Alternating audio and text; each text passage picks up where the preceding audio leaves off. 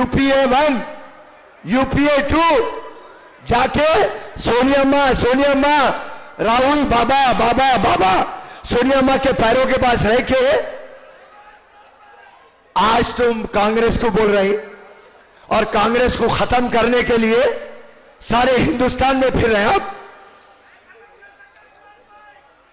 असदुद्दीन को बोल रहा हूं, असदुद्दीन मुसलमानों का दुश्मन है तू मुसलमानों को डेवलप नहीं कर सकता। ओल्ड सिटी तू डेवलप नहीं करा, ओल्ड सिटी ब्लैक लिस्टेड है। उधर देखेंगे इंटरनेशनल सिटी, उधर देखेंगे फार्मा सिटी, इधर देखेंगे फाइनेंशियल सिटी, इधर देखेंगे हाईटेक सिटी, इधर देखेंगे फिल्म सिटी। कैपिटल हैदराबाद, ये केसीआर डायनेस बना तो बोला, इस्तांबुल बना तो बोला। कभी पूछे असद मुख्यमंत्री 10 साल में तू नामपल्ली और हैदराबाद क्यों नहीं आया? नहीं पूछते आप कभी भी एक ही पॉइंट पे चुनाव लड़ते। बोकस वोट नामपल्ली वालों से पूछ रहा हूं, यहां पे बोकस वोट है या नहीं है?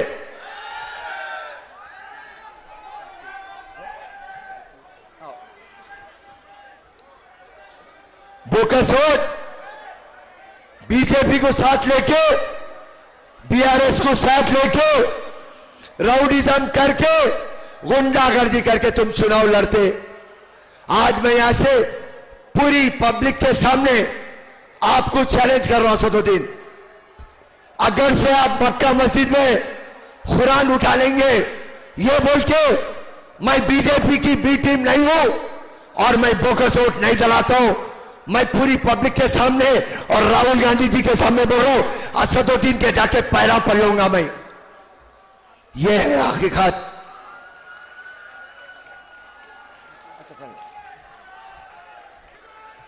चलिए एक बात आखिरी लाइन बोलूंगा। 20 साल से यहां पे एमआईएम का कब्जा है। 2004, 2009, 2014, 2018 डेवलपमेंट रत्ती बराबर भी नहीं हुआ।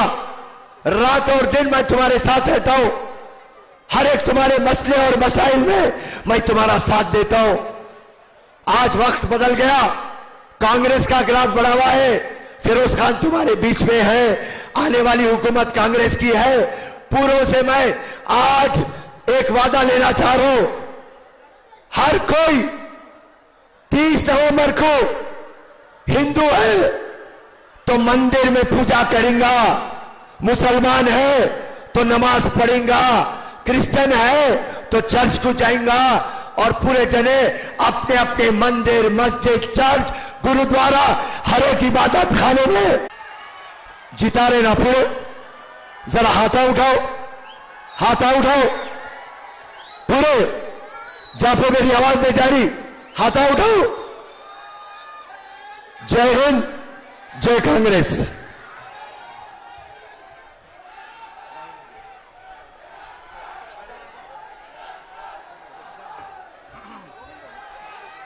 आप सबके सामने हमारे जुबली हिल्स कॉन्स्टिट्यूंसी के कंटेस्टेड कैंडिडेट और हमारे हिंदुस्तान की शान मोहम्मद अजहरुद्दीन साहब अब मुखातिब करेंगे।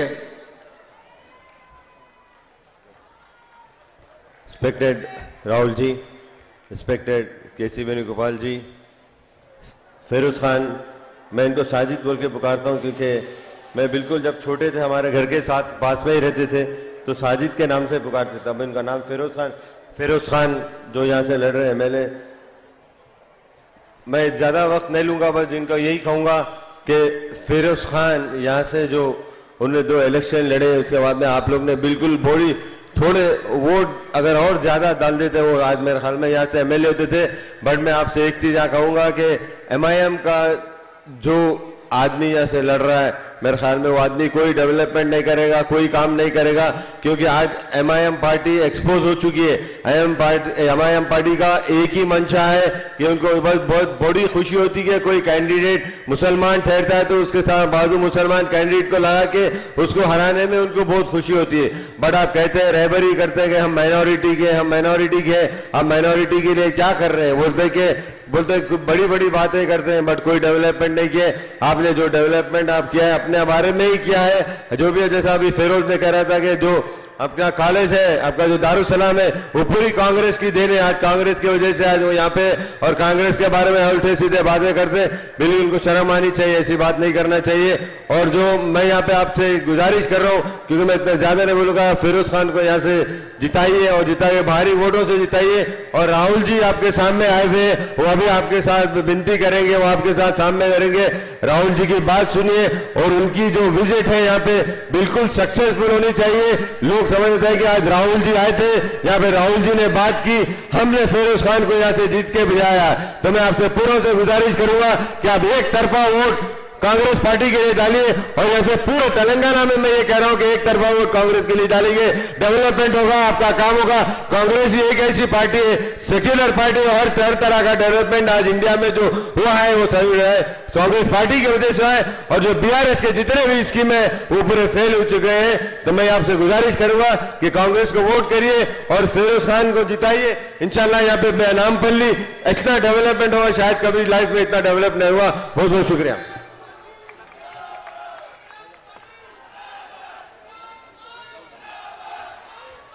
हिंदुस्तान की जान, भारत जोड़ो यात्रा के शेर राहुल गांधी जी आपसे मुखातिब करेंगे। जय कांग्रेस।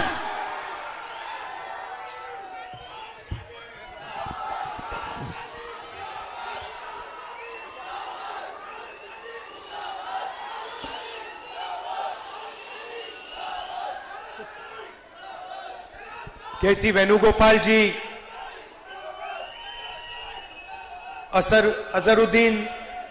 अजहरुद्दीन जी, रशीद खान जी, उस्मान मोहम्मद खान जी, हमारे कैंडिडेट फिरोज खान जी, स्टेज पे कांग्रेस पार्टी के नेता, भाइयों और बहनों, कांग्रेस के हमारे कार्यकर्ता, प्रेस के हमारे मित्रों, आप सबका यहां बहुत बहुत स्वागत, नमस्कार। आप यहां मेरी बात सुनने आए, इसके लिए मैं बहुत आभारी हूं। देखिए, आपने बिल्कुल सही बात बोली। राजनीति में भारत जोड़ो यात्रा से पहले मोहब्बत शब्द का प्रयोग कोई नहीं करता था। सही बात है ना? तो भारत जोड़ो यात्रा का लक्ष्य यही था। ये देश जो है ये नफरत का नहीं है, ये मोहब्बत का देश है। और नरेंद्र मोदी ने, आरएसएस ने, कट्टरपंथियों ने पूरे देश में नफरत फैला दी। तो सबसे पहले बात समझने की यह है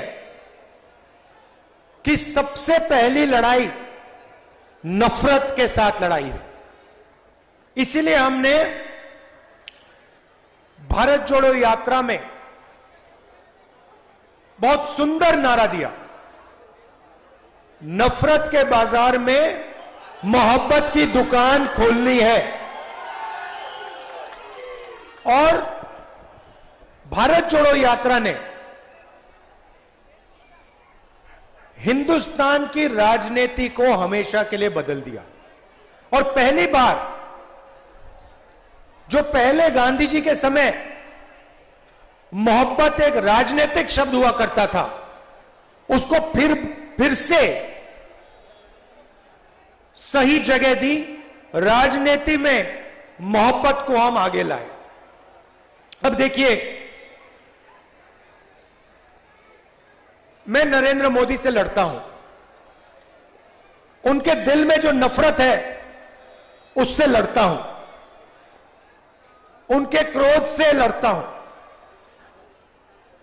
मेरे ऊपर 24 केस है, ठीक है, 24।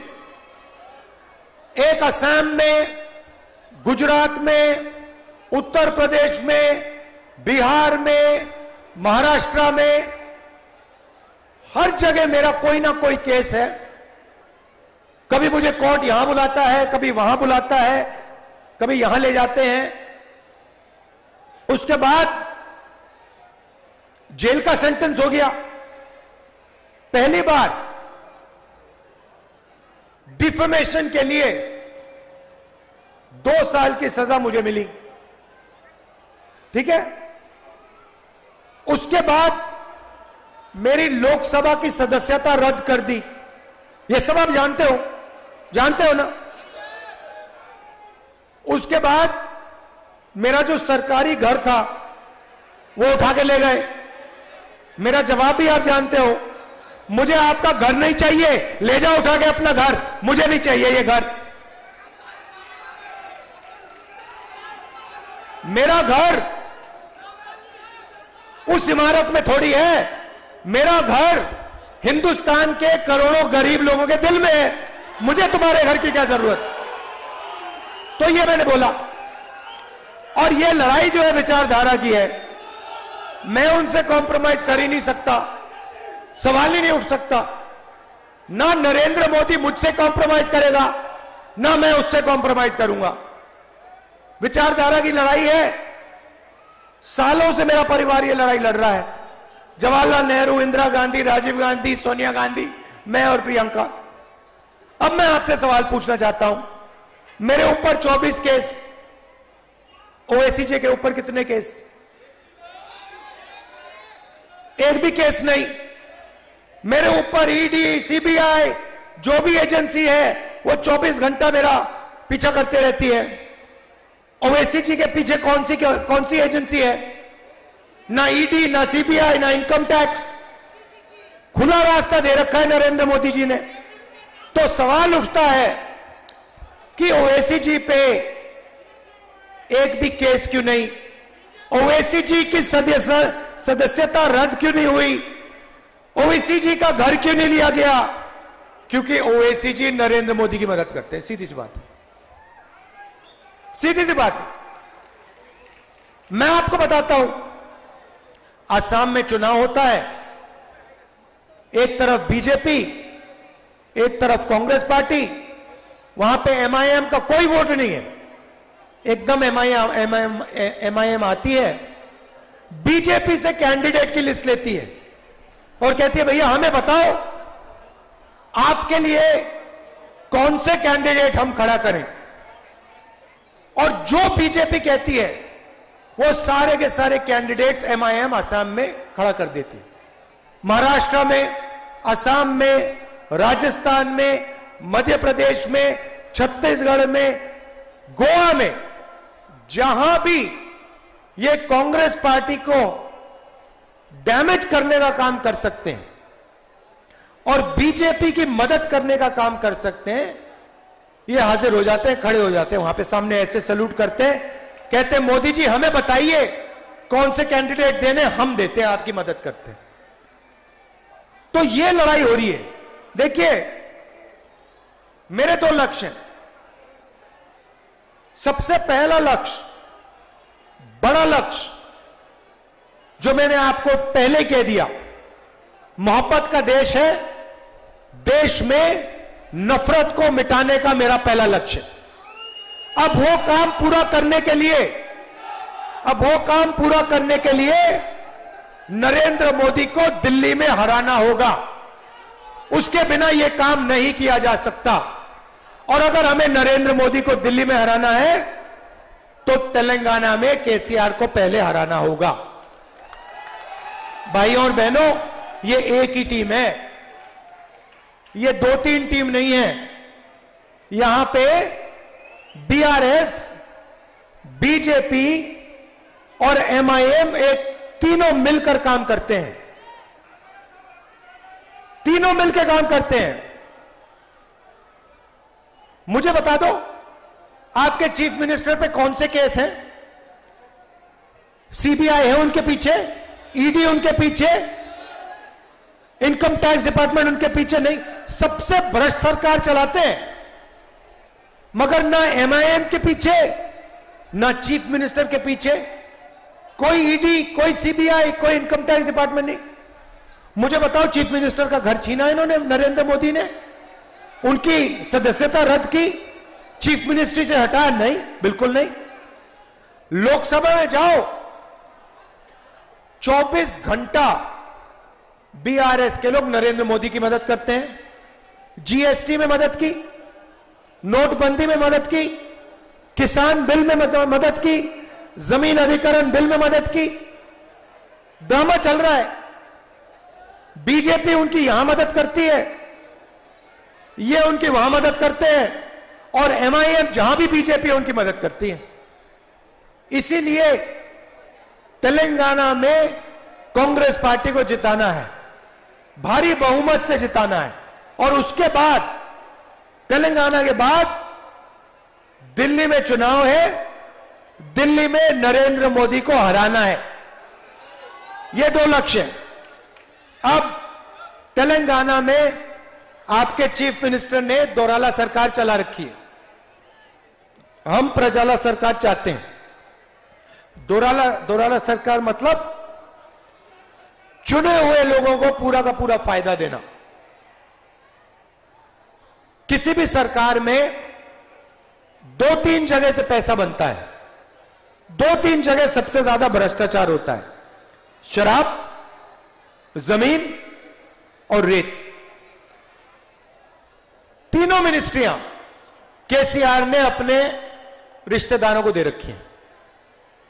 कलेश्वरम प्रोजेक्ट होता है, 1 लाख करोड़ रुपया तेलंगाना की जनता का चोरी हो जाता है। प्रोजेक्ट को बदल देते हैं, बढ़ा देते हैं पैसा। मैंने अपनी आंखों से जाके प्रोजेक्ट देखा, खंभों पे बड़े बड़े क्रैक आ गए हैं, पूरा का पूरा बराज धंस गया है। इरिगेशन मिनिस्टर कौन? आपके चीफ मिनिस्टर। पैसा किसके जेब में गया? उनके जेब में गया। एक ही काम करते हैं, तेलंगाना की जनता से पैसा लूटते हैं। धारिनी पोर्टल कहते हैं कि कंप्यूटराइजेशन लाएंगे, उसके बहाने करोड़ों लोगों से जमीन छीन ली। 20 लाख लोगों से सीधा उन्होंने जमीन छीन ली। कंप्यूटराइजेशन किया, जो जमीन उनको अच्छी लगी ले गए, अपने मित्रों को, अपने रिश्तेदारों को दे दी। यह है इनकी सरकार। हमसे पूछते हैं कांग्रेस पार्टी ने क्या किया? केसीआर जी, जिस यूनिवर्सिटी में आप पढ़े, जिस कॉलेज में आप पढ़े, वो कांग्रेस पार्टी ने बनाया था।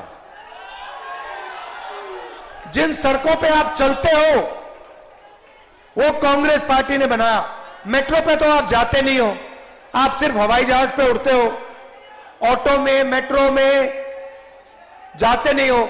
जिस मेट्रो हैदराबाद में मेट्रो किसने बनाई? कांग्रेस पार्टी ने बनाई, हमने बनाई।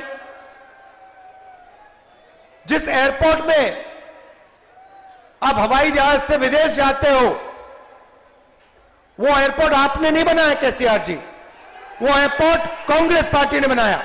और जिस हैदराबाद से आप करोड़ों रुपए चोरी करते हो, उस हैदराबाद को इंटरनेशनल सिटी, दुनिया का सबसे मशहूर आईटी सिटी कांग्रेस पार्टी ने बनाया केसीआर जी। बात समझिए आप। अब आपका टाइम खत्म हो गया है यहां पे, अब बाय बाय केसीआर का टाइम आ गया है। कुछ ही दिन में केसीआर जी की यहां पे बाय बाय हो जाएगी। और हमने 6 गारंटी दी है। दोराला सरकार को प्रजाला सरकार में बदलने वाली गारंटी। सबसे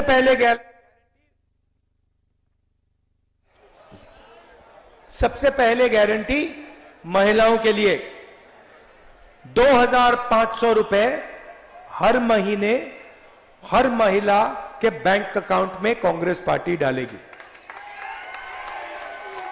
उसके बाद गैस सिलेंडर कितने का है? 1200, 500 रुपए का आपका गैस सिलेंडर हो जाएगा।